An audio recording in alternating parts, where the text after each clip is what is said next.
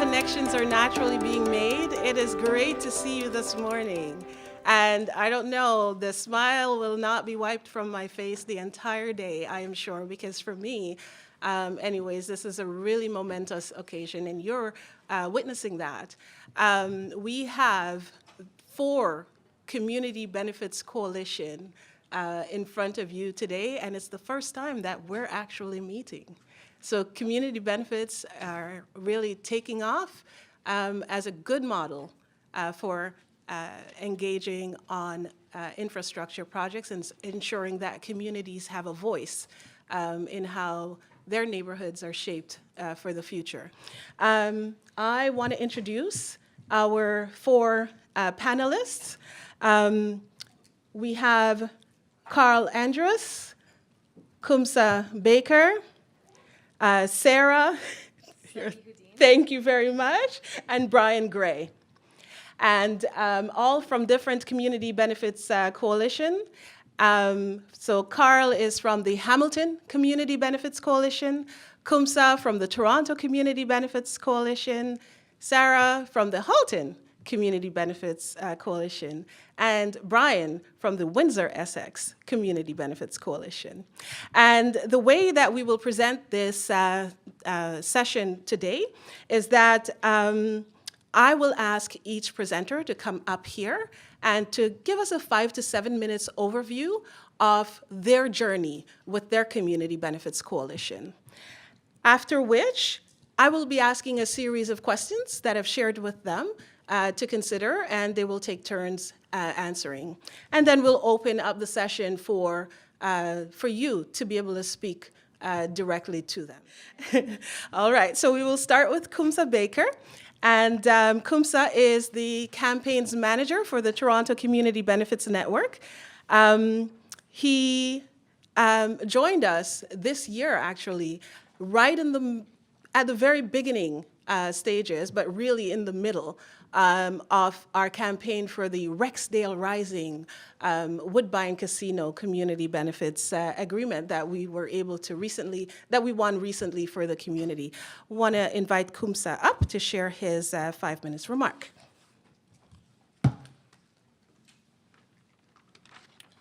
Awesome. Good morning, everyone. It's a pleasure for me to be here and to share such a great year in the community benefits space across the city of Toronto.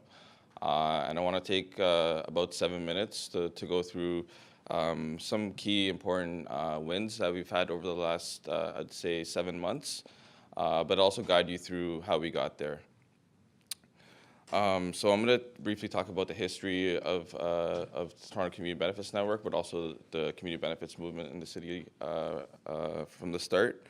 I'll also go through a quick what are CBAs, so for folks that don't know much about CBAs or new to this, to what community benefits are, I'll go through that briefly, and then also go through some policy and practice through all 3 levels of government. I'm going to start off by showing a quick video. It's a quick 2-minute video about community benefits.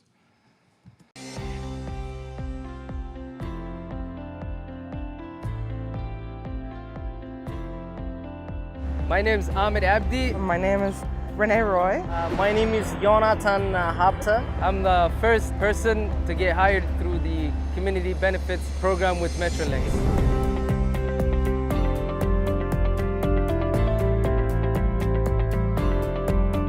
Projects such as Eglinton Crosstown, which is the largest transportation infrastructure project in Canada, as a way of transforming local communities. United Way for decades has brought people together, but we always lacked the glue to make it stick and find tangible ways to get people good jobs in specific neighborhoods. And then pops in Metrolinx. Community benefits usually includes jobs and apprenticeships and professional administrative and technical jobs. It also usually includes contracts and social procurement for local, social, and diverse businesses. This is project and policy innovation at its best. You're building a $5.3 billion light rail transit in a way that's bringing community to the table, inviting them in from the beginning. It's good for young people and then for newcomer people. We have seen firsthand that community benefits really changes lives. You've given me a chance to get a stable home. My truck is just a vehicle now, and this is kind of my community now. I was able to support my wife, my new family, and prepare for my kid. Apprenticeships like this are important because they give youth a different route, something productive, something that has the potential to make a lot of money and get a lot of transferable skills. Not only a life changed, but an entire neighborhood transformed with jobs and dollars going back into that local economy. The great lessons we've learned on Eglinton and the Community Benefits Program provides us with an excellent platform to roll these same benefits out on our other LRT programs, but also on our really big program, which is the GO expansion. 10 years from now, I want us to be able to look back and say, with the public infrastructure dollars we spent, we not only built a world-class piece of infrastructure, we are intentional about ensuring that those in the community who needed opportunity most actually shared in the benefits of that project. It is the blueprint for us and for inclusive economic growth in this province and in this country. Because in the end, our mission is to connect our communities, and we do that even better when there are more local benefits for those communities.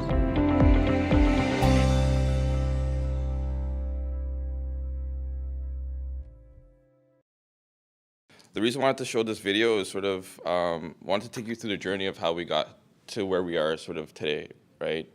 It's been a long, I'd say about 10 years now.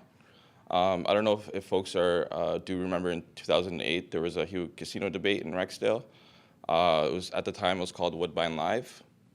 This U.S. company was contracted to build a new casino facility in Rexdale. And this is at a time where there was a high unemployment in the area, a large need for jobs and opportunities for local residents.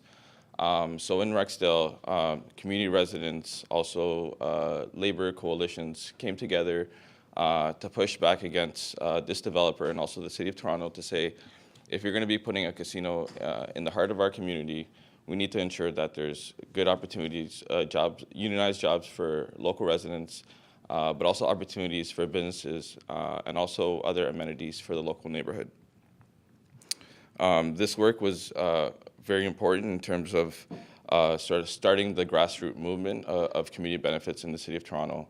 As you may know now, that project fell through in 2011. The U.S. company Gordie fell under financial hardship during the recession, and they were unable to go through with the project.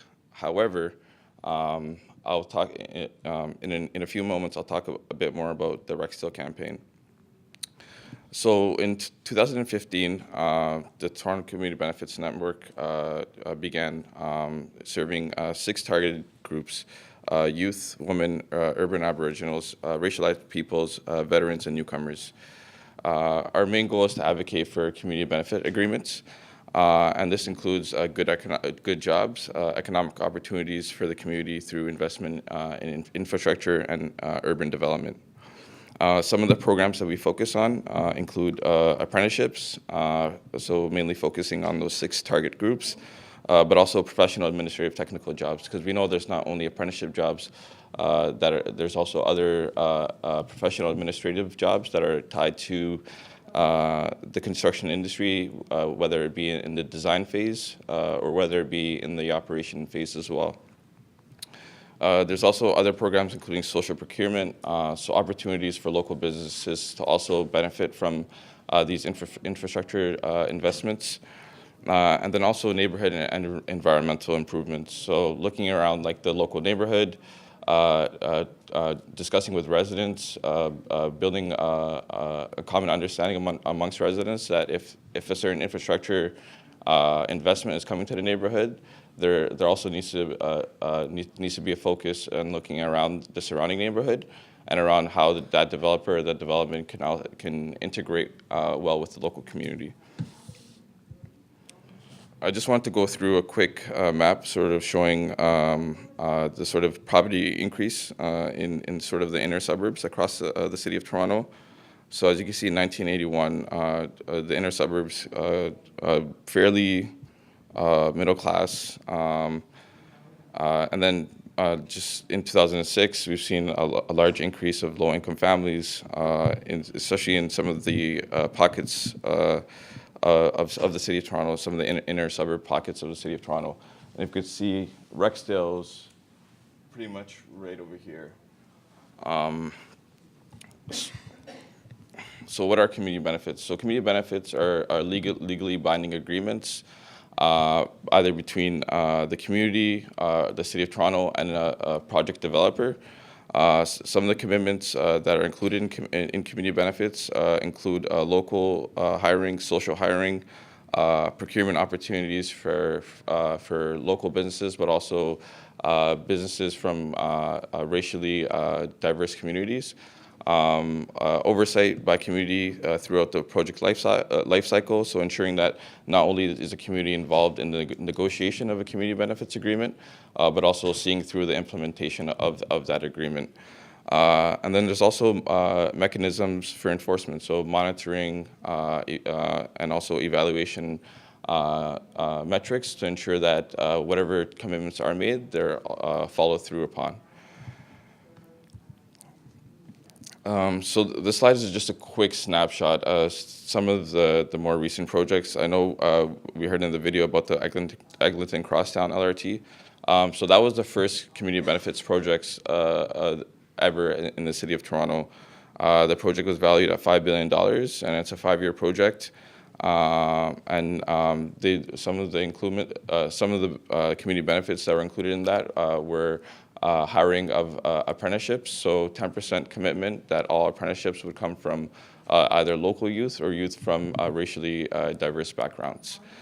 And this is a common thing that we've seen amongst all of the 3 projects, is that there's been commitments of 10% apprenticeship opportunities. There's also, more recently, as Rosemary discussed, the Woodbine Casino expansion. And this was a 19-year project. The provincial government contracted a consortium to operate the Woodbine Casino. And just recently, in May, there was the first ever community benefits agreement that was signed between the City of Toronto and that consortium. And some of the community benefits that are included for this project include 20% local hiring. There's also a 20% social hiring. So in total, 40% of all jobs at this facility will either be local hiring or hiring of people from diverse backgrounds. There's also a commitment for 10% local and diverse procurement. So local businesses, also diverse businesses, will also have opportunities over the next 19 years to be able to bid on certain opportunities at this facility. And then there's also some of the neighborhood environmental improvements, right? In Rexdale, there's about a 24% childcare coverage rate. That's in conversations with the community, that was one of the biggest barriers for people actually accessing work. And one of the biggest, like, sort of, I guess, sticking points in the negotiation was to tell the developer to say, like, we know that you're committing these jobs, but if we're not removing some of the barriers for people actually getting into these jobs, then we're not really doing our job. So getting that $5 million investment to be able to build a childcare facility in and around the neighborhood, we're hoping that can also be able to facilitate for some of the workers at this facility is really important.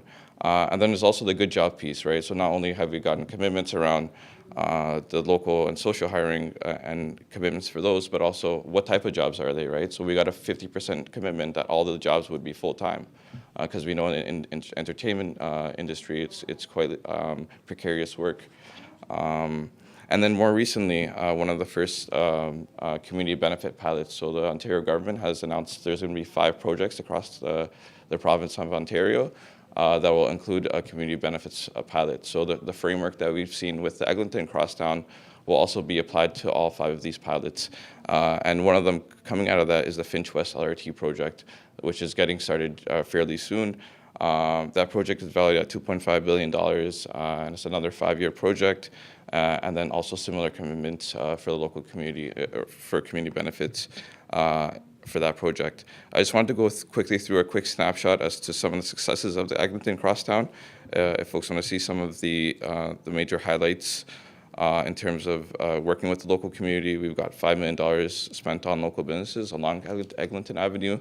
We've also seen certain issues that or that community has brought up through this project, specifically Little Jamaica and some of the businesses there that have had to either close down their business temporarily or some even full-time, just because it's really hard to for people and for residents to be able to go around and actually go to these businesses. This is some of the hiring commitments to date. So as of September 5, the community benefits commitments at the Eglinton Crosstown has gotten 217 people or local and racialized people into these jobs. So it's great to see that that we have tracking mechanisms so that we're able to see exactly how successful this is and how we can continue to apply this to other opportunities and other projects. Just in terms of community benefits policies, so there's policies across multiple levels of government. So the City of Toronto has 2 policies, or they currently have 1 policy and currently are working on another. So they currently have the City of Toronto social procurement policy, and also this currently working on a City of Toronto community benefits policy. So in the near future, the City of Toronto will have its own policy that will be able to identify certain projects over a certain threshold that will need to include certain community benefit commitments. The government of Ontario has the Infrastructure for Jobs and Prosperity Act, which came out just after the Eglinton Crosstown framework, that requires certain bidders that either construct or maintain their assets to have community benefit commitments which is actually in their project agreement. And then just recently, the federal government has its own what they call community employment benefit policy, and that only is specific to sort of local hiring. So looking at some of the large infrastructure projects that are federally funded, and then seeing how those contractors can look locally to see and target certain groups of that have been underrepresented in sort of the construction trades in those local communities to see how they can provide opportunities for those communities. And then just some of the future projects in the City of Toronto. So I talked a bit about those pilots. So the community benefit pilots at the provincial level, they have committed to community benefits for the McDonald Block reconstruction. McDonald Block is where staff at Queen's Park, staff of the Ontario government work, and they're going through a large redevelopment project there. There's also another redevelopment project at the West Park Health Center, which also has community benefit policies or community benefit commitment there through the pilot project. And then lastly, the Metrolinx Go Transit project. So Metrolinx has committed for all some of their Go Transit projects. They're going to be including community benefits for that. And then, yeah, just like sort of some of the key differences between some of these projects we've seen between like sort of the Metrolinx model versus the Woodbine model. So the Metrolinx model was a signed agreement between community partners and the project developer. The Woodbine Casino agreement was signed between the City of Toronto and the City of Toronto and the developer, and this is just because the City of Toronto has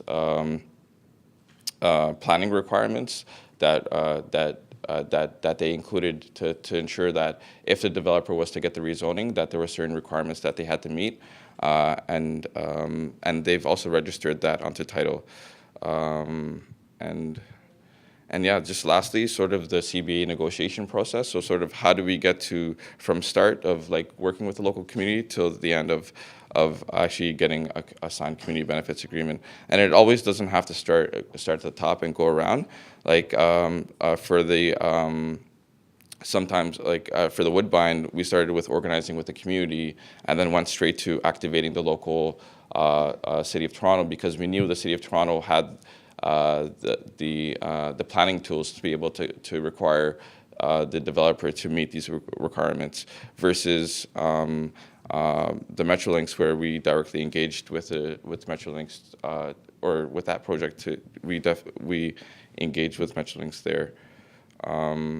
And yeah, if you have any more questions, I know it's fairly brief, so I've been trying to go through a lot of information in a very brief amount of time. But I'm free to go through some finer details if need be. Thank you. So Sarah, since joining the Halton Poverty Roundtable in January 2018, Sarah has been steadily guiding the organization towards raising more awareness of poverty in our community. She authors a monthly article on poverty published by Inside Halton, the Oakville Beaver, and the Burlington Post.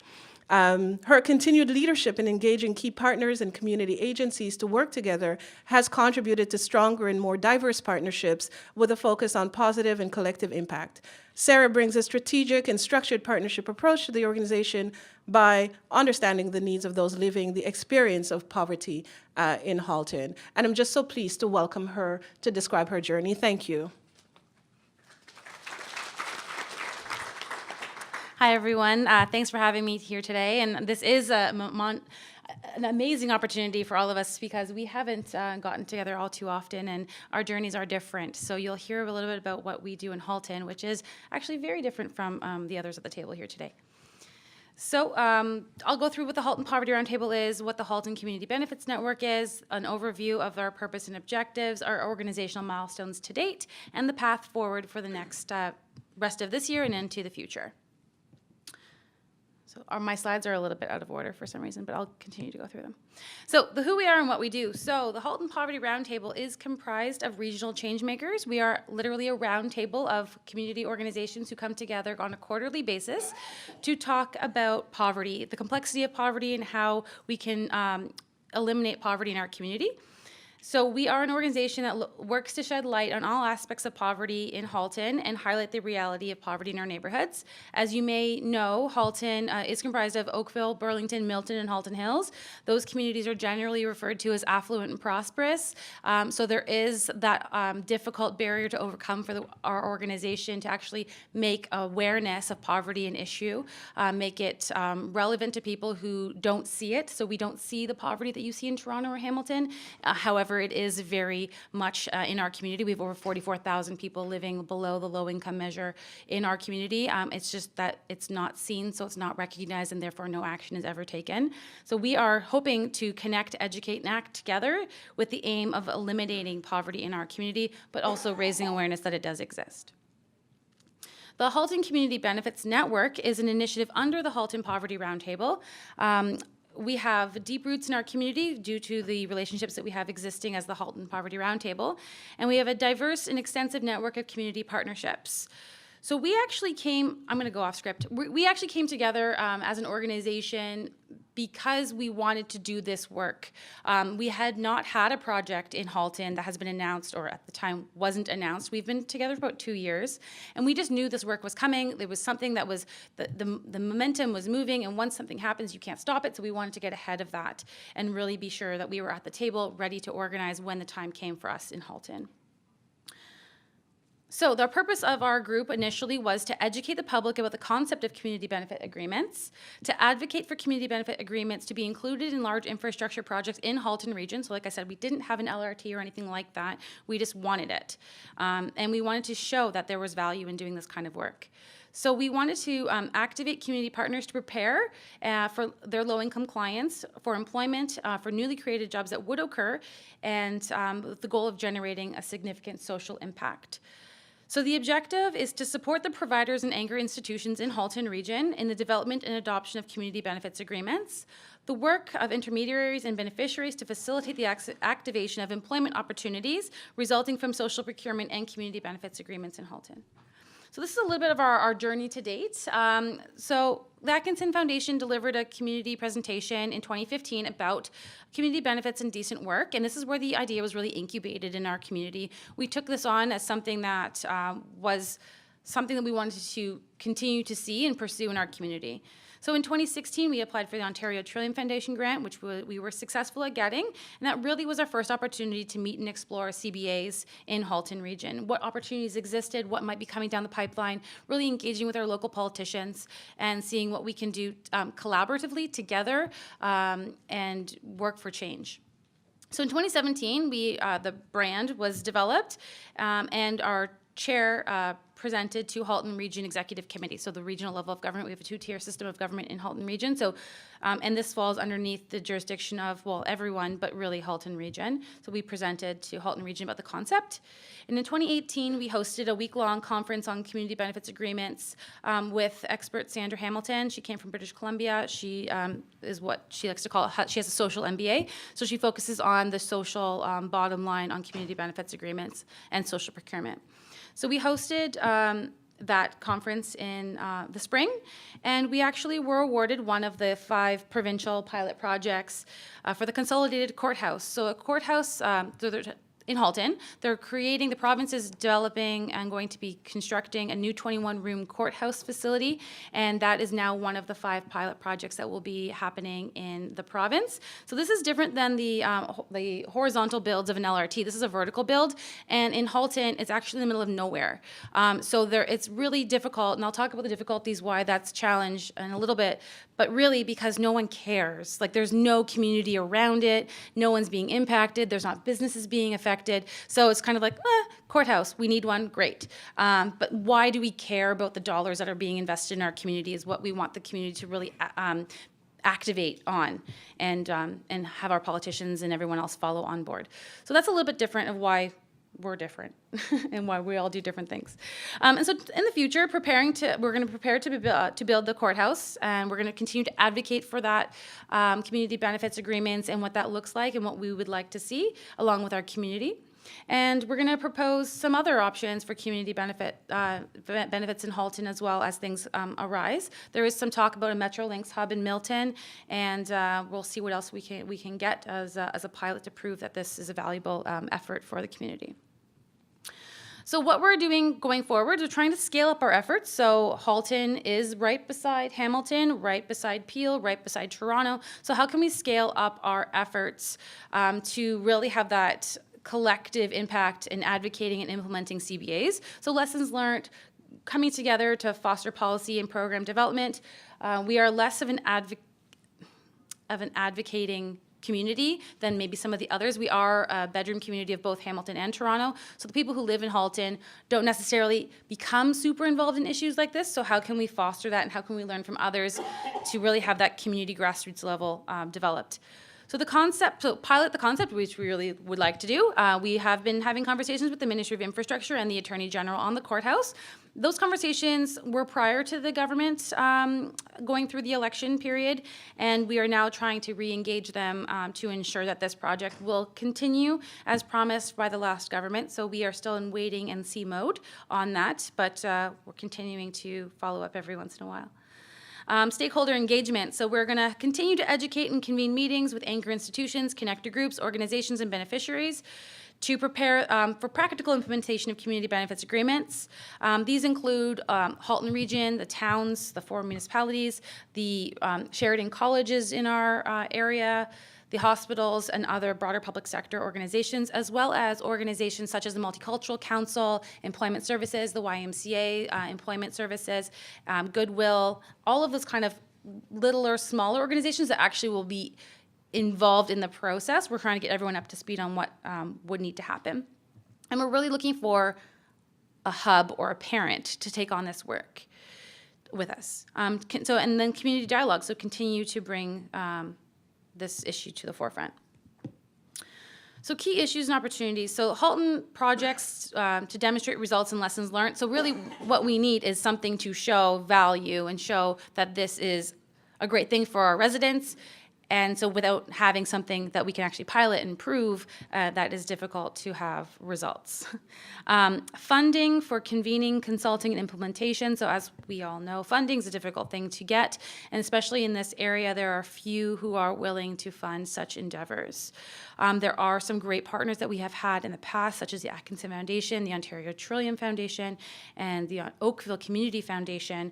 But there is a big need for this kind of work, and because it's provincial-wide and now federally being adopted, maybe this is something that can be included in the community benefits agreements right in the contract, and that's something that we're looking at doing, if that's possible, to actually make sure that the community is well represented and funded accordingly, so therefore are able to attend community sessions. And I know that there are issues with transportation, childcare, and others, to have people with lived experience come and contribute their voice to these conversations and these dialogues. So having those opportunities to be well-funded and accessible to everyone will allow for all voices to be heard at the table. And finding the right partner for scale-up efforts. So that is a difficult task sometimes, especially in Halton. There are many players. There's just no forefront player that's coming to the table yet.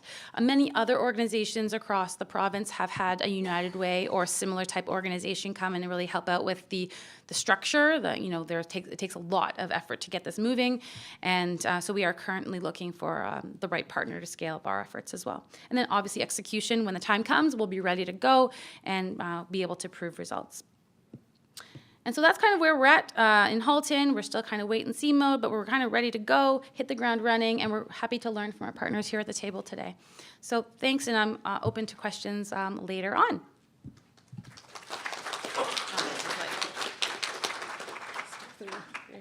Thank you. Thank you, Sarah. I really love community benefits agreements. As you can see, it's a process at the end of the day that allows community people from the grassroots to be able to speak directly with decision makers, to be able to impact changes in their own lives, in their own futures, in their own neighborhoods. And it really takes leadership from the nonprofit organizations like you in here today to be able to drive these conversations forward. As Sarah has mentioned, the Atkinson Foundation, the United Way, Metcalf have been real amazing supports in helping to move many of the coalitions forward to be able to build that structure that is actually needed. It's a lot of hard work in doing all of this, and labor is so important to have at the table. For us, the experience in Toronto, the Toronto and York Region Labor Council, being there at the table as a support, lending expertise and time, of their labor partners was also tremendous. And so I want to bring up now Carl Andrus from the Hamilton Community Benefits Network to speak to their journey. And so before you come up, I'll also say a few good things about you. All right. So Carl, he currently serves with the Hamilton Community Benefits Network Executive Committee in the role of VP of Community. So there is a co-chair situation with labor and community being at the table together. He also is a community member of the board of directors. He brings into the organization a lifetime of grassroots community activism. He's politically active at protests and community benefits from a very young age. He also is the proud son of the late Carl Andrus, a well-respected Hamilton community leader. He currently serves as the co-chair of the Stinson Community Association, one of Hamilton's 11 Code Red neighborhoods. He has lived and real experience in poverty and understands firsthand the challenges of mental health and employment. Carl works on poverty and politics, as well as published in the Raise the Hammer, The Spectator, and he has appeared in a pro-transit activist role on local radio AM 900. I can't wait to hear your voice. Okay, and when not volunteering to change the world, he is engaged in a leadership role for a team of IT specialists. Amazing. Please come on up, Carl.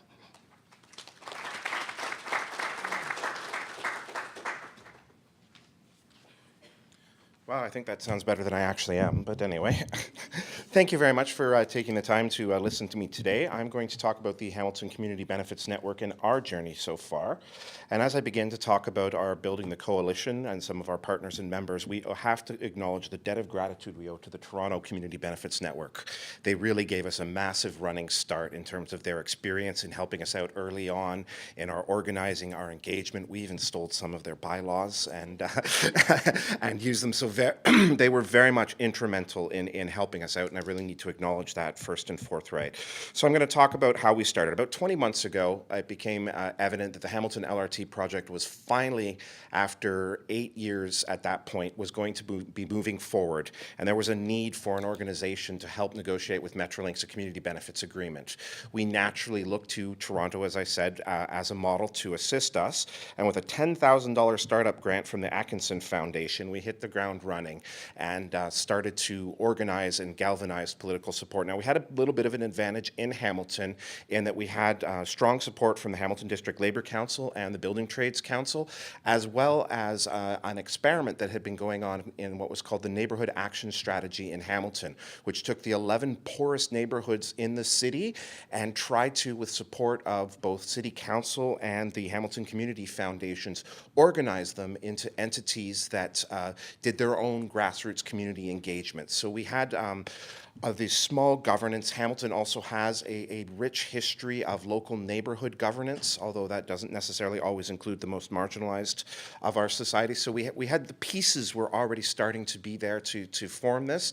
Now, that doesn't mean it was still easy, but at least we had a head start over like our friends in Halton, in that there were already these organizations that were already thinking about community and actively engaged. And as I said, we had heavy support from labor in Hamilton due to the heavy labor background in our city. So what we did from there is we started hosting meetings after meetings after meetings. I think it was every 2 weeks for almost 10 months.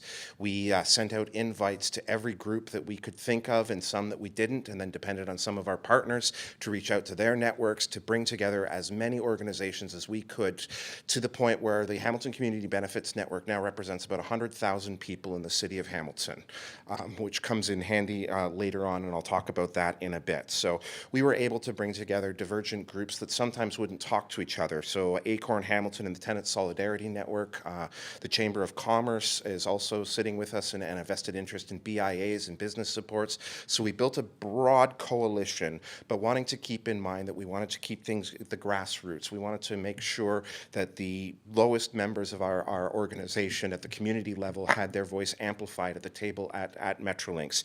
And that was something that was very keen on us from the outset. So we built this broad coalition. We set out to incorporate, and we had our first AGM exactly 1 year ago, and then we hit the ground running. Again, strictly as volunteers. As mentioned, funding is always an issue when you're a not-for-profit. So for the most part, other than in-kind donations from the Hamilton Brantford Building Trades, who was generous enough to donate Mark, our president, to us for about 20 hours a week. We have been all volunteer driven. So what we did after building this coalition and engaging as many of the voices as we could in the city of Hamilton, we started talking with Metrolinx about the Hamilton LRT project. Now, the Hamilton LRT project is unique. It's a $1.3 billion project that required the expropriation or purchase of 91 properties, including residential properties, in the densest part of the city. So there was no right of way. This is carving a path right through the middle of the city. If you can imagine, take King Street in Toronto and then run an LRT line down the middle of it. So it was a massive challenge. It's also one of our most socioeconomically repressed areas in the city of Hamilton. It contains a great deal of poverty, especially child poverty rates. So this was a very, very a difficult project to negotiate with Metrolinx in some of the community challenges. There's also a lot of political uncertainty. If you take a look at the chart of the perceptions of the build, you can see the Eglinton, Huron-Ontario, Hamilton, and Finch West. And you'll notice awareness of the project is very high in Hamilton. Support for the project, not so much.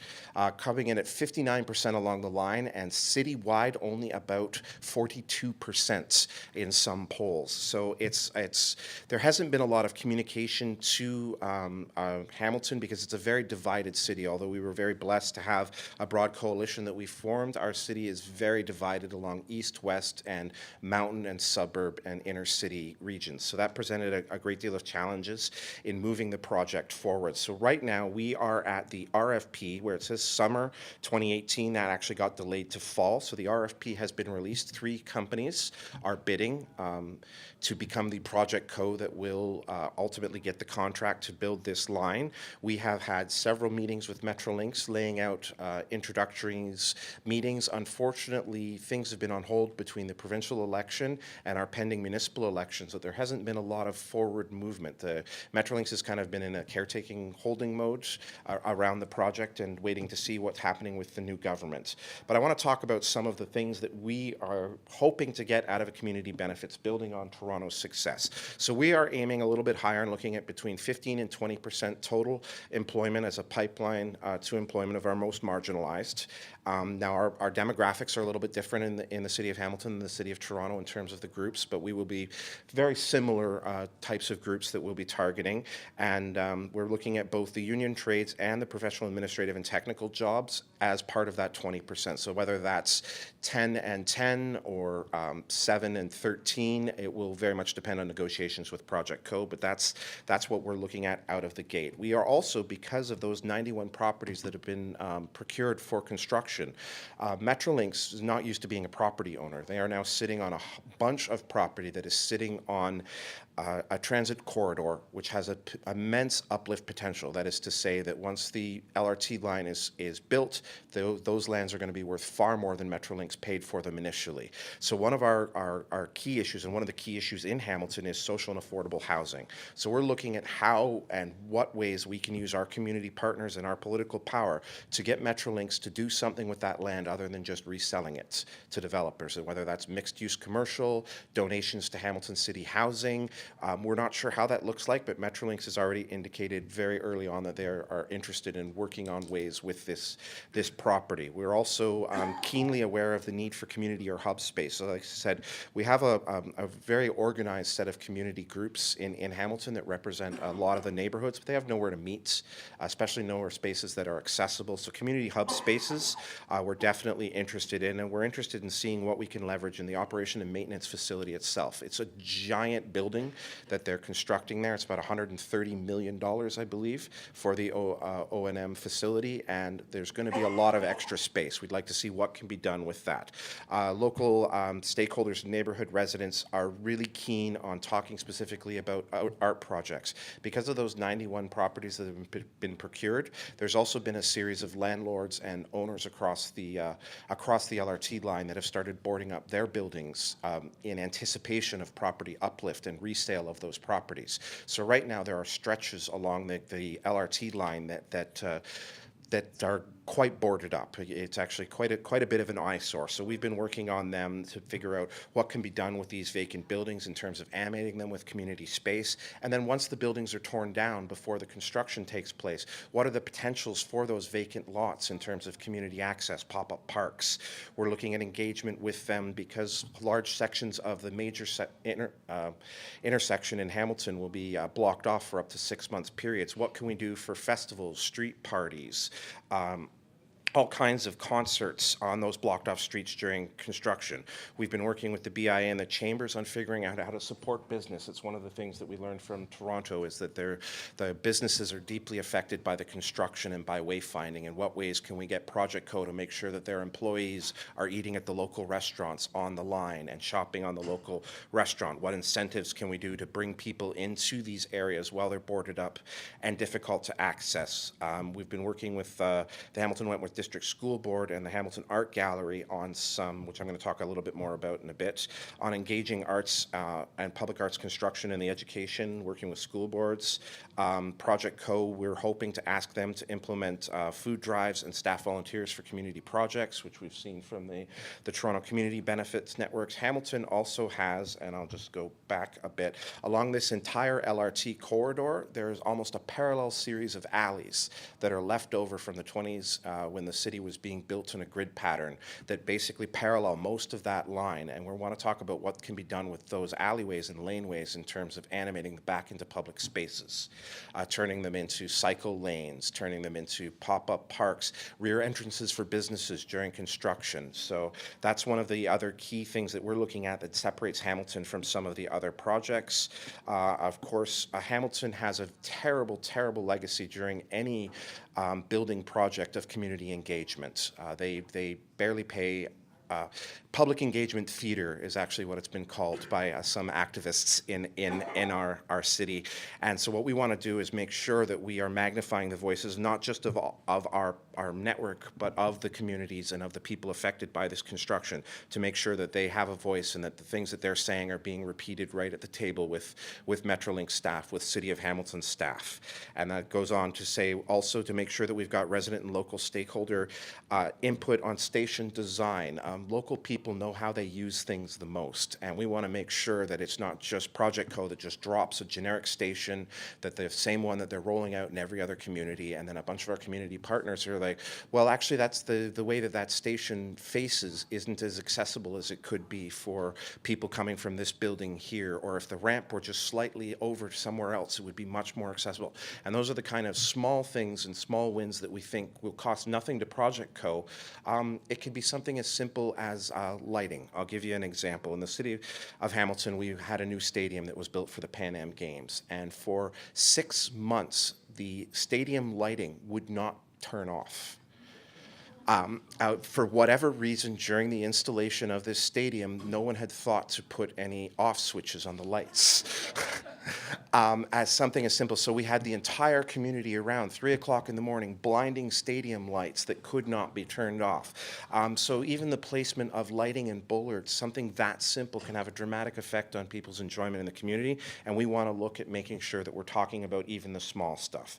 So I'm going to go on to some of the quick wins so far. We're not very far down the process, as I said. The RFP hasn't even been issued. We're still in early stages. But we do have 2 key victories that I want to talk about today. The first is the Hamilton LRT Corridor Community Art Pilot Project. So as I identified, we had a problem along the line with all these boarded up buildings. They looked bad in the community, it reflected poorly on the project, and it just was bringing the residents down. So we brought this on early on to Metrolinx, and Metrolinx agreed to give us $20,000 as a pilot to see what we could do with those buildings in terms of animating them, in terms of engaging the public. And what we did is we partnered with the Hamilton Wentworth District School Board, a couple of local artist collectives, a couple of artist not-for-profits, and the art gallery, and we are now rolling out, we're going to reanimate 4 buildings along the line with full public art that will be engaged with youth students as well as high school students, so a range of students on 4 different projects that will liven these things up with community projects that they can all point to and say, look at how I contributed, look at what happened in the line. So it brings the community closer to the project, as well as brightening up these spaces that have caused a lot of upset in the neighborhood. Our other quick win was we got the GIC, so our city council, to pass a motion to create a community benefits advisory subcommittee that reports back to council to talk about what a community benefits framework would look like beyond LRT. So we're looking, actually, and that'll be my next slide, we're looking beyond public projects, but also private sector projects. Hamilton is booming right now, which comes to my next point. We have seen a massive increase in development in the city, and it's showing no sign of slowing down if LRT continues. Hamilton has no history of using Section 37, period, for any public works projects. At this point, we are actually still actively subsidizing developers to come into our community, like we're the poor industrial city we were 5 or 10 years ago. So we want to change that, and the way that we've been able to do that so far to get the council to pass the motion, unanimously I might add, is by pointing to our member coalitions and reminding them that an election was coming. As I said, we do represent about 100,000 people in the city of Hamilton. We've got the power of labor as well as some business groups, community groups, and we were able to use that to push the city of Hamilton to start talking about community benefits and looking at them. We were also able to leverage that power in changes to the secondary plan in the city of Hamilton. A lot of those small community groups that were up there, they banded together and worked on pressuring the city to change the secondary plan that was basically originally going to hand over the entire downtown downtown core to developers, to one that included Section 37 bonusing for social housing on anything over a certain height.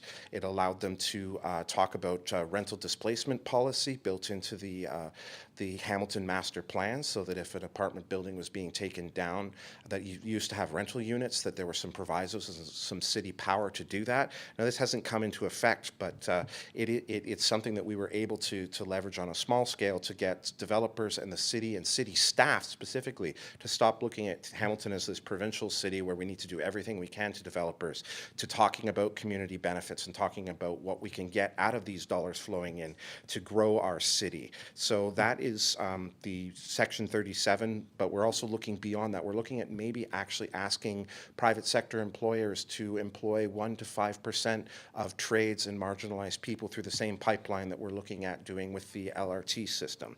So that's in short, is basically the status that we're at. Now, unfortunately, LRT has become a little bit of a political football in Hamilton, as it does every time there's a municipal election. So everything, as I said, is on hold, pending hopefully a council that is more progressive and more supporting of both community benefits and the project itself before I can give you any more of an update. Thank you very much. I look forward to answering your questions later.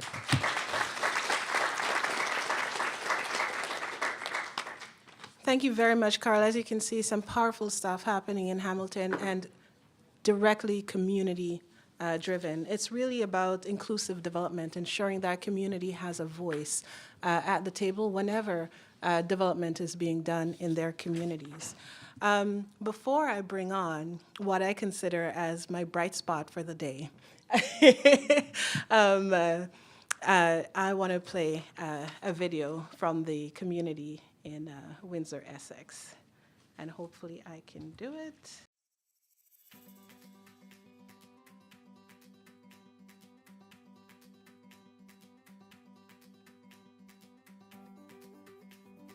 What would you like from community benefits? Sandwich Town Revitalize, happening.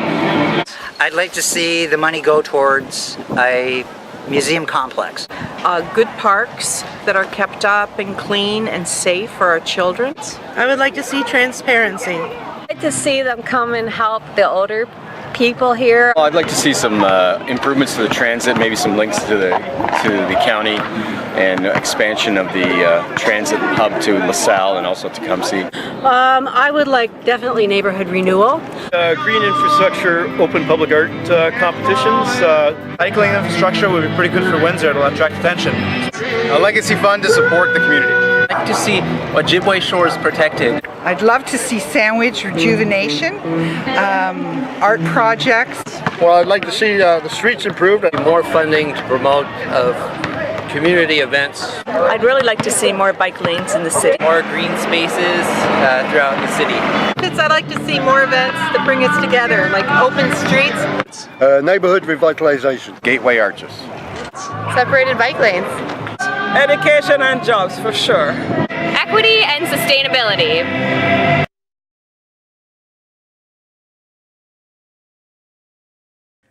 Windsor, Essex, as you might know, just recently got their community benefits agreement on the Gordie Howe Bridge. I mean, it's fresh, and I really want to thank and congratulate Brian Gray and his team, his amazing team, from the Windsor Essex Community Benefits Coalition for negotiating and standing firm. And I think some of those community residents' vision will actually come through. So Brian Gray, who is he? Among his impressive list of accomplishments, which I just couldn't list them all. Brian is married, father of 4. He's been a resident of Windsor, Essex County since 1966. Notably, he was the executive director for 10 years at the Howe Health Center, Inc., a family health team. He is a founding director and then secretary of the Association of Family Health Teams of Ontario in 2006 to 2011. He sat on numerous committees there, including finance and political action. He was a representative of Essex, Kent, and in 1998 to 2002, where he supported the many social services and organizations that serve these communities through awarding of various grants to sustain their programs and services, and the many volunteers who make these programs successful while he was on the Ontario Trillium Foundation board. So please, we welcome Brian to share his journey. Well, thank you, Rosemary, and thanks for making it a point of having us here today. A great opportunity, and certainly interesting to hear these other people's journeys and what's gone on. A little bit of background on what project we're involved with, and it's the Gordie Howe International Bridge between Detroit and Windsor, the most important cross-border for all of the things that go on between the United States and Canada. More than 25% of the trade between the two countries crosses this bridge, in excess of 7,000 commercial vehicles a day. And the existing bridge has been around since, about 1930. So it's getting up to about 90 years old, and it's in very, very poor shape, and it's owned by a private investor. If anybody can imagine a cross-border crossing having that effect, it's really been very, very hard on the community. How that part of it has gone. So about 18 years ago, the federal government determined, hey, this isn't the way it should be. If we're going to have something that important, it should be owned by Canada and the United States, and we're going to start on this project. So 18 years later, we finally get to the point where the Prime Minister comes down and makes the announcement 2 weeks ago. The project's going ahead. It's $5.7 billion. And out of it, there was a requirement on by the federal government that there would be community benefits that would be a part of this project. It's pretty unique because Canada is funding the total cost of this bridge project. The state of Michigan was in dire financial straits back in 2010, didn't have any money. If the project was going to move ahead, we had to find a way to do it, and the federal government committed all the funds that are going to be on this project. So that's pretty unique. So we really were kind of not aware very well in the community of this whole concept of community benefits. You know, community benefits before were usually one of these things that municipalities would give developers some kind of permission to violate codes or whatever it was if they build a park or if they contribute to something like that. They weren't a really mandated positive type of what was going to happen. So last summer, we were exceptionally thankful, and I can't say enough good words, to the Atkinson Foundation, to Colette Murphy and Jen Miller, and certainly to Alexandra Bravo from the Broadbent Institute for coming down and activating, motivating, and inspiring our community to get involved and get on this bandwagon in a very, very short period of time. So we had about 3 months in order to put our whole board together, and we have 25 people on the board, and it's made up of community organizations such as the United Way, the Labor Council, Workforce, Windsor Essex, institutions such as St. Clair College, Hotel Dieu Hospital, the Port of Windsor, and residents on an equal basis, because it was really important that residents have a say in how this is going to affect them and their lives and the things that they wanted to see that would be positive coming out of it. So this was a little bit of it. Part of the education concerns that we've had is people aren't really aware of the potential of community benefits and how great they can possibly be. So we were very, very fortunate to have Lorraine Goddard, who's the CEO of the United Way in Windsor, has really, really enthusiastic about making this part of it happen. And the United Way provided us with so much support. It's been absolutely tremendous. So we started in the summer of 2017. We had a very, very intense 8-week period where we really went out and tried to get the feel from the community about the effects that were going to happen by having this massive project. It's going to be 6 years in total. There's going to be construction. There's going to be disruptions to businesses and all of these types of things, such as happened in the Crosslinks project and is happening right now. So in that time period, we hosted 32 different events. We did 158 door-to-door surveys. We had 900 plus ideas that came from these community events. And out of that whole group that we had attracted and worked with, there were 52 self-identified as representing 52 groups, organizations, or governing bodies from our community. So we did a very, very intense and very critical survey of the community that we thought was most important in what was going to happen. So in total, we had 643 different inputs, whether they happened to be through these meetings, online surveys, and whatever else. Out of that, we had a total of 900 ideas that people brought forward as things they would like to see happening. So you got to kind of get this effect of what we were trying to do in such an intense part of short period of time. It was absolutely incredible. And we were so lucky to have such a great committee that was able to work together so well and attend so many of these sessions. It was absolutely incredible. So as November 1st approached, all of a sudden the Bridge Authority said, oh, we're going to extend the period for another month. So, wow, it was just like going on vacation. It was incredible. And but we put our 17-page report together, and we identified five pillars that we could take these, all of these ideas and fold them into at some point. So the very first one was a revitalization of Sandwich Town, which is the community where the bridge is going to land on the Canadian side. The second thing was environmental concerns, whether it was during construction, after construction, during the life. They're claiming the bridge is going to be there for 125 years. I don't know who's got that crystal ball, but that's pretty incredible. One of the other major points was educational and job opportunities during construction and after construction. So working in conjunction with the university, with the community college, and actually the high school level, how can we get kids out there? How can we get apprentices out there? How can we get these people involved in any way, manner, shape, or form that's going to be better for the community? The fourth item that we put on as one of our pillars was gateways. We wanted the gateways to be very representative of the community and of the region, because this whole thing that we're talking about is Windsor, Essex. So we're just not talking about the city of Windsor and the site where the bridge is going to land.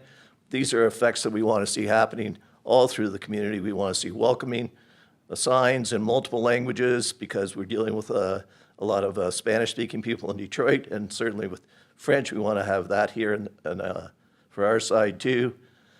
And the last title that we put on it was mobility and safety. So because of this, what's going to be happening with this bridge, there's all kinds of issues with how people are going to move around, how it's going to affect them during construction, and what the final thing is going to look like as far as being able to access the bridge and access the community. We don't want the bridge to be a dividing line like, like the Gardner Expressway, where it separates community and that type of stuff. We want the bridge to be an integral part of what's going to happen. What we felt was really a strong part of our proposal. And so we didn't prioritize any of these. We just gave this report to the Bridge Authority. They passed it on to 3 different proponents, and they asked them to come back with their report. So that was in the very first part of December.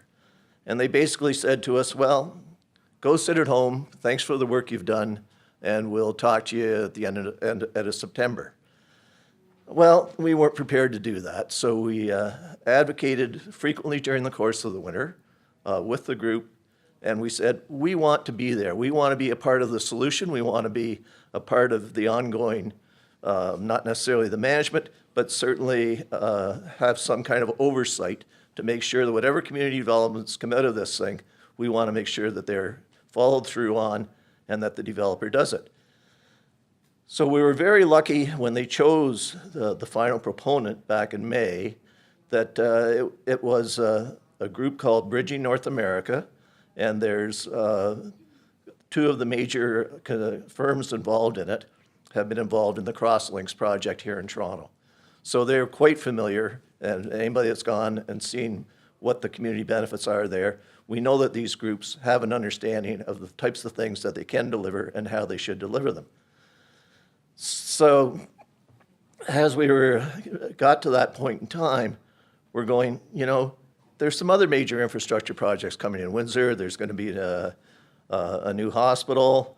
And now in the middle of all this, the federal government has given the private owner the capacity to build new links and new crossings at his site.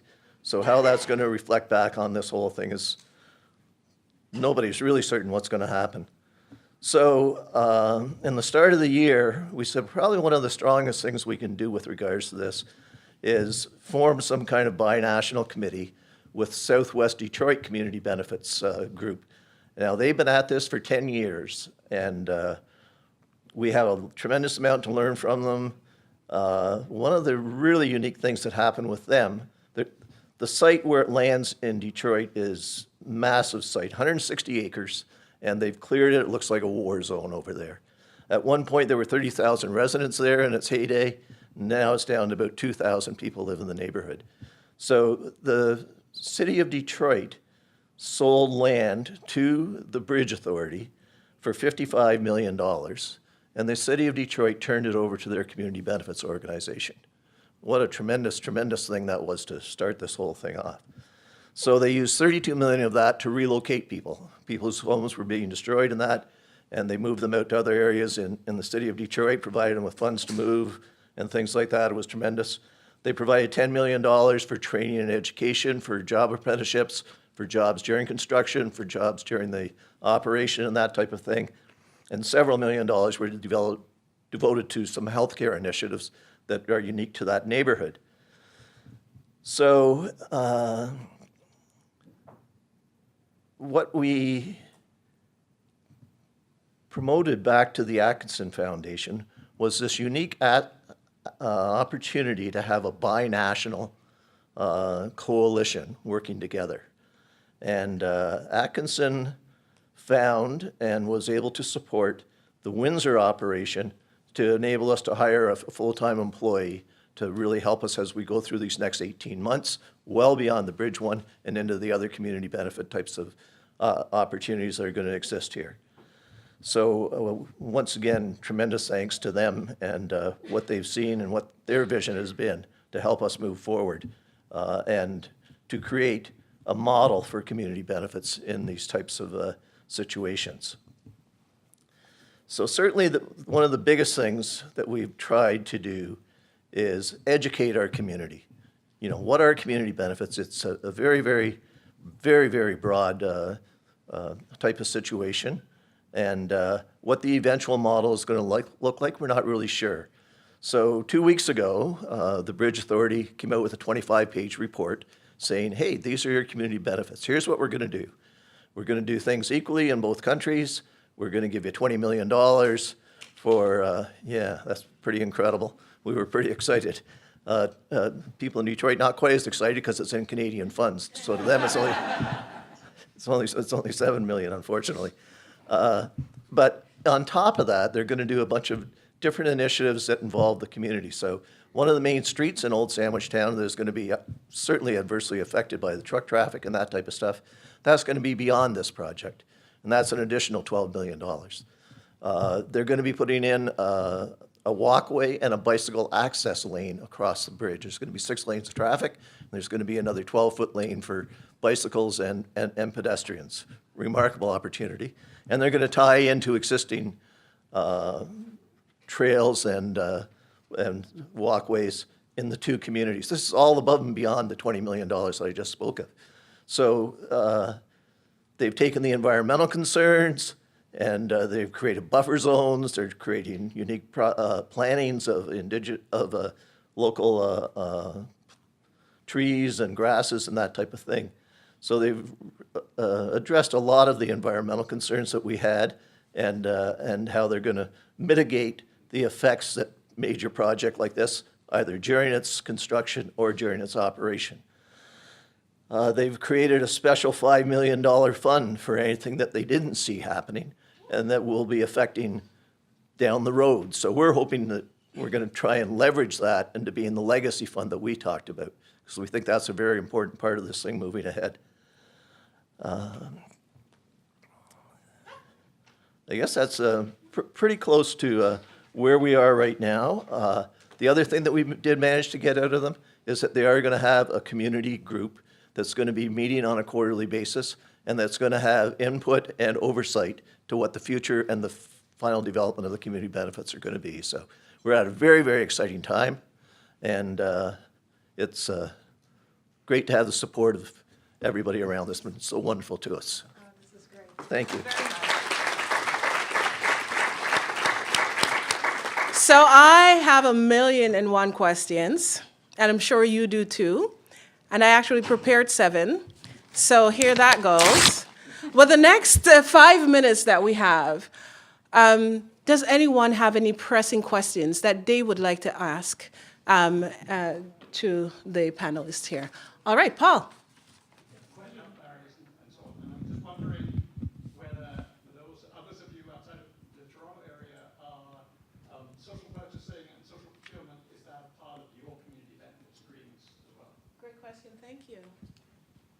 Yeah, on our project alone, there's a $250 million allotment for procurement, and that within 100 kilometers of the site, on the Windsor side, on the Canadian side. So they've worked really progressively with local contractors and things like that, and they understand the concerns for marginal people to be involved as part of the solution here. Another part of it is there's Walpole Island lands are part of where this project is, and they're going to create a health center on Walpole Island for Indigenous people. So that's really a wonderful opportunity. And I would just say from Halton, like we're looking at rejuvenating the community benefits network that we have right now, because really we're going from more advocacy and awareness and education to now implementation. So we're looking at revitalizing our membership. And social enterprises is unfortunately not something that we've had much success with to date. Halton doesn't really have a vibrant social enterprise industry. But we are interested in including them in the conversation because they are an important actor in this conversation. And I would also say social procurement is something that we're advocating for at the municipal and the regional level to include in their procurement policies. And we're starting small with them because we don't have a lot of political will or community will on this topic. So we're starting with like things like social procurement, or we're working with the Halton Cooperative Purchasing Group, which is a cooperative purchasing group in Halton that does a lot of purchasing across the broader public sector, and they're looking at doing some social procurement activities as well. So that's part of our work. It's sort of split down the half, and right now we're focusing on community benefits just because we have the courthouse opportunity, but that is a part of our dialogue that we have in the community. So to speak to the employment aspect first, then we'll talk about pure social procurement. Part of we have working groups that we've formed with stakeholders that we've put together, and one of those is a workforce development working group that involves a lot of the frontline employment services in Hamilton who deal with individuals. To basically what we're looking to do is to partner with those employment service providers, Mohawk College, and the trades to literally have a pipeline ready. As we noticed in the Toronto Benefits Network, that the problem was with supply.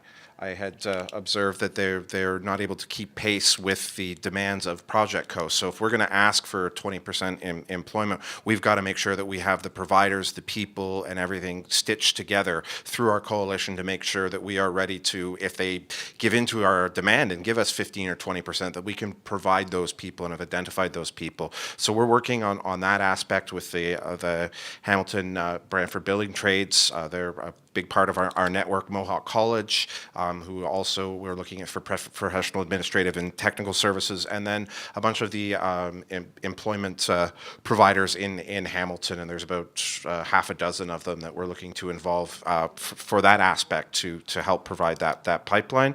On the other side, on social procurement, that's part of any ask in a community benefits framework, right down to whether it's local catering that the YWCA does, which is one of our partners. They have a lovely catering division, so even the small ask. But yeah, that's definitely on our radar in terms of social procurement. It's just a question of what we discovered is there's two funding streams. There's what Metrolinx would be prepared for, and that's most of the dollars and cents, and then what we can get from Project Co, which is more of the stuff that's not going to cost them too much to do, but that they may be incentivized to do through participation in community benefits. So we've got those two lanes to work with, and they're very different pockets of both funding and of opportunity for social procurement.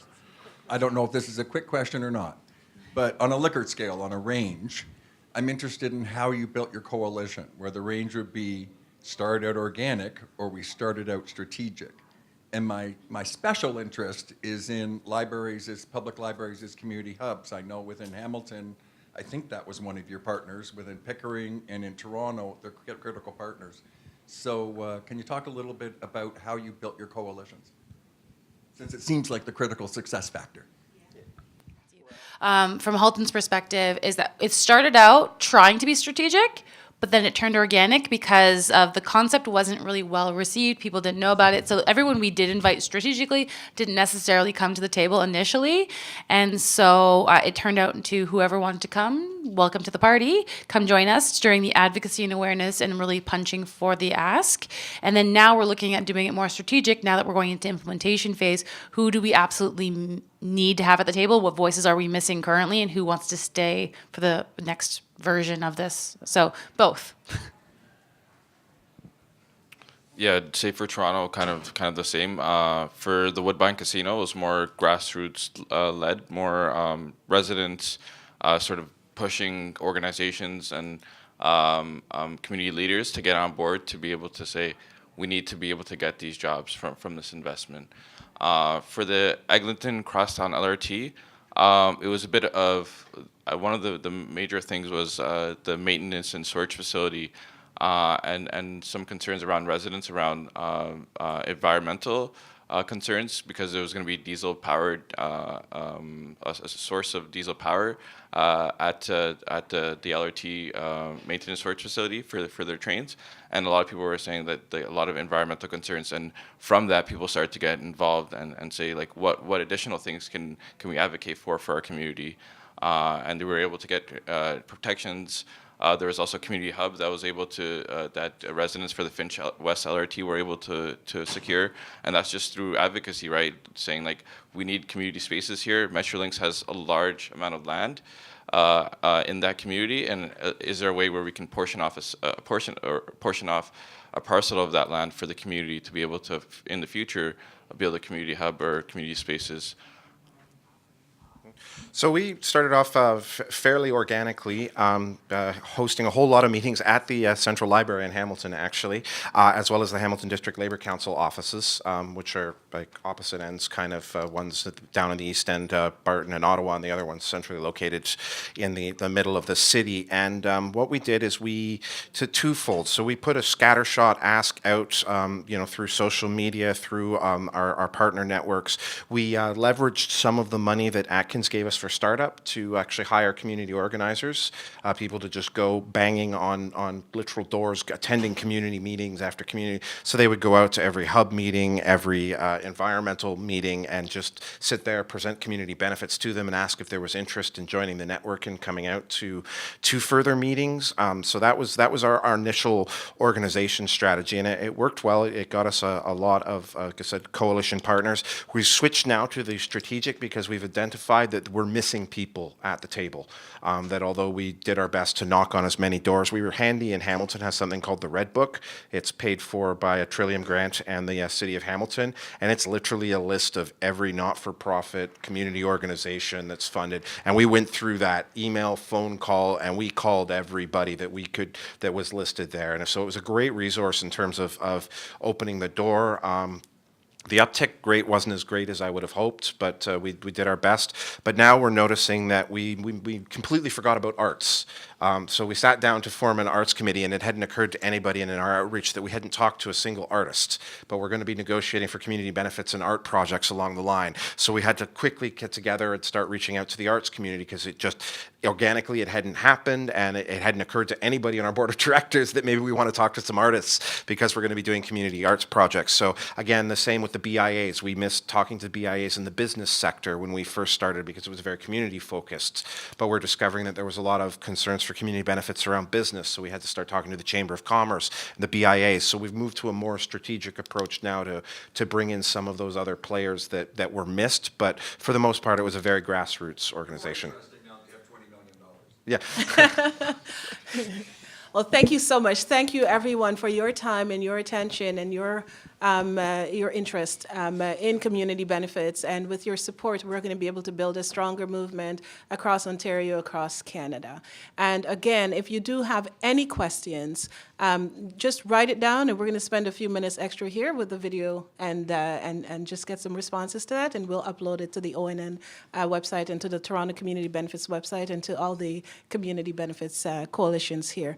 And, the one thing I would ask is let's not make this be the last time. I think this could be the start of something beautiful, us hanging out together and strategizing, on the ground level.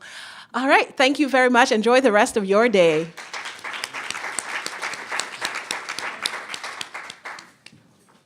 So how did you engage your constituents and stakeholders in the negotiating process? How are they involved in the monitoring and evaluation of the CBA? How is labor involved, and how will they continue to be involved?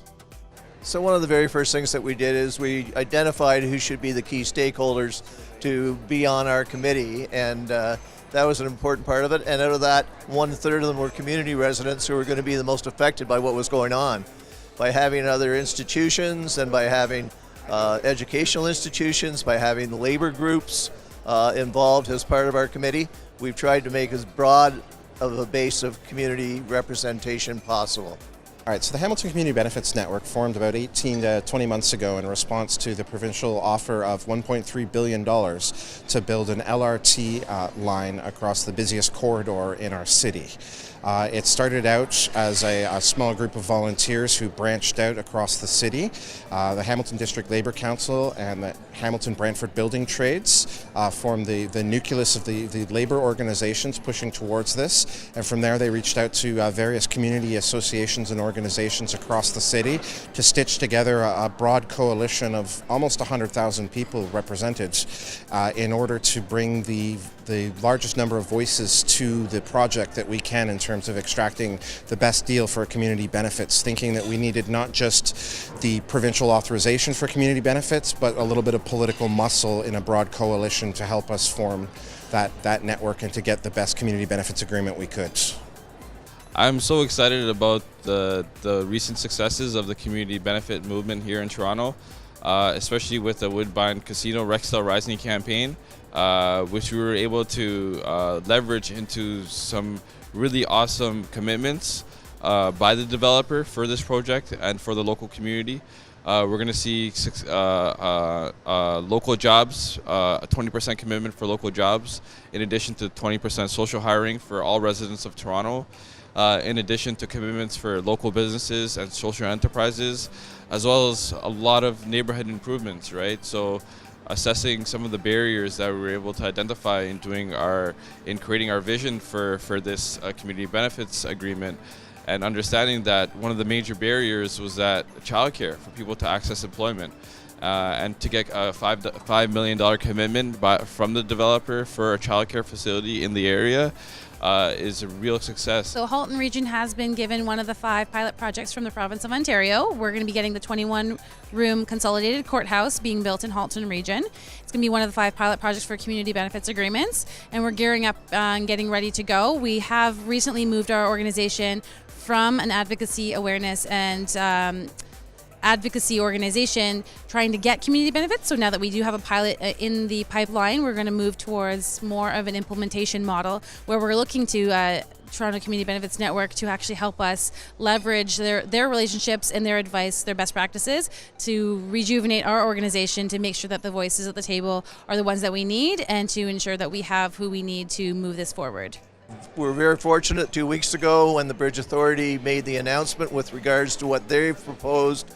There will be a process in there for community representation on a committee that'll meet on a quarterly basis, that'll be an overseer of the community benefits that are a part of the project. So the Hamilton Community Benefits Network represents approximately 100,000 people across the city of Hamilton between our various constituent members, between labor and our various community and neighborhood partners, as well as organizations. And what we're looking to accomplish in the next year is to build on the success of the Toronto Community Benefits Network in our conversations with Metrolinx, in terms of getting a CBA that is made in Hamilton, that represents the needs of Hamilton. We have a lot of challenges in our city, especially around displacement, social housing, and unemployment. The LRT line, as I mentioned in my presentation, goes through some of our poorest neighborhoods in the city, and we want to leverage as much from the Hamilton LRT project as we can to benefit those communities as well as the broader city. But also we would like to see more community benefits agreements in the private sector. We're looking at billions of dollars in development in the next few years, especially along the LRT corridor, and we want to see what benefits Greater Hamilton can get from those developments. It was incredible and unprecedented to have these 4 community benefits coalition from Windsor, Essex, Hamilton, Halton, and Toronto community coming together and just speaking to their journey of community benefits to date and the successes that we've been able to achieve with this community benefits movement.